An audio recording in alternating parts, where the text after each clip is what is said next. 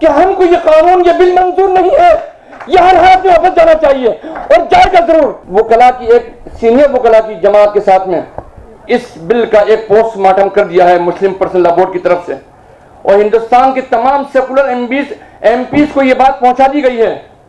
اس پر ہم کوئی گفتگو نہیں کریں گے، یہ ہمارا قانونی حق ہے، اس پر اعتراض کریں اور ایک دفعہ کے اوپر ہم اعتراض کریں گے۔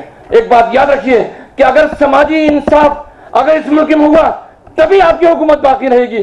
اگر سماجی انصاف ناانصافی اگر اسی طرح چلتی رہی تو آپ بھی بہت دن کے مہمان نہیں ہیں کہ اس ملک پر اس دھرتی پر مسلمانوں نے 800 سال تک حکومت کی ہے تمام دھرم کے لوگوں کے اوپر، اور آپ نے تو 80 سال میں اپنی اوقات دکھا دی۔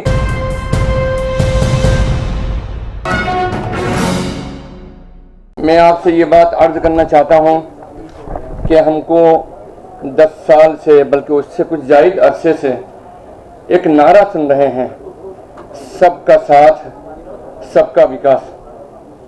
اس کو میں 2 نقطۂ نظر سے دیکھتا ہوں، ایک بحیثیت ایک ہندوستانی شہری کے اور ایک بحیثیت ہندوستانی مسلمان کے۔ میں جب اس نعرے کو دیکھتا ہوں بحیثیت ایک ہندوستانی شہری کے تو میں یہ کہوں گا کہ اس کا مطلب یہ ہے کہ کچھ کا وکاس اور کچھ کا ساتھ، اور جب میں اس کو ہندوستان کے مسلمانوں کے نقطے سے دیکھتا ہوں تو میں یہ بات صاف طور پر کہہ دیتا ہوں، نہ ہمارا وکاس ہے نہ ہمارا ساتھ ہے۔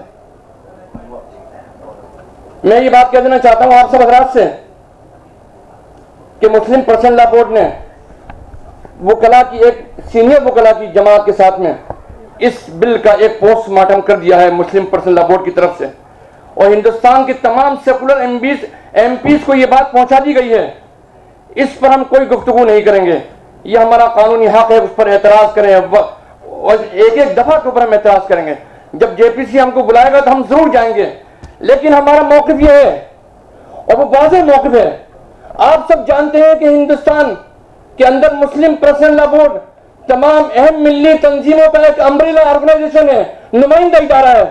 اس کا یہ حتمی فیصلہ ہے کہ ہم کو یہ قانون یہ بل منظور نہیں ہے، یہ ہر حالت میں واپس جانا چاہیے اور جائے گا ضرور، ہمیں آپ کا ساتھ رہے گا۔ اور سنجے سنگھ جی اور ممبران پارلیمنٹ اگر اس میں ہمارا ساتھ دیں گے تو ہم کو یقین ہے کہ حکومت کو یہ بل واپس لینا ہوگا جس طریقے سے کہ اس نے اور تمام بل واپس لیے ہیں۔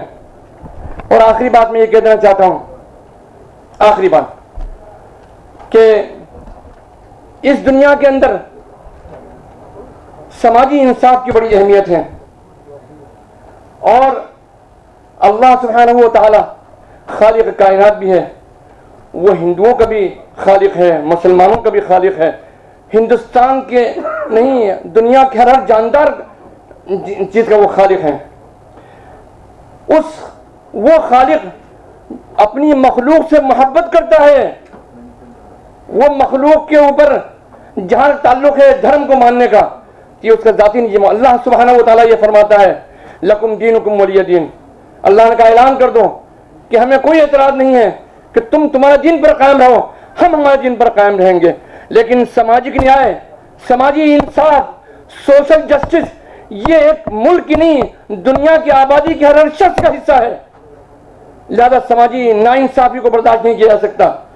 ایک بات یاد رکھیے گا، یہ سماجی انصافی کا ثبوت ہے کہ اس ملک پر اس دھرتی پر مسلمانوں نے 800 سال تک حکومت کی ہے تمام دھرم کے لوگوں کے اوپر، اور آپ نے تو 80 سال میں اپنی اوقات دکھا دی۔ یہ سماجی انصاف ہے۔ میں یہ کہتا ہوں کہ بڑے بڑے ہٹلر آئے، بڑے بڑے تاتاری آئے، بڑے بڑے جنگیز خان آئے، بڑے بڑے فرعون آئے، تاریخ نے ان کو ہستی سے مٹا دیا۔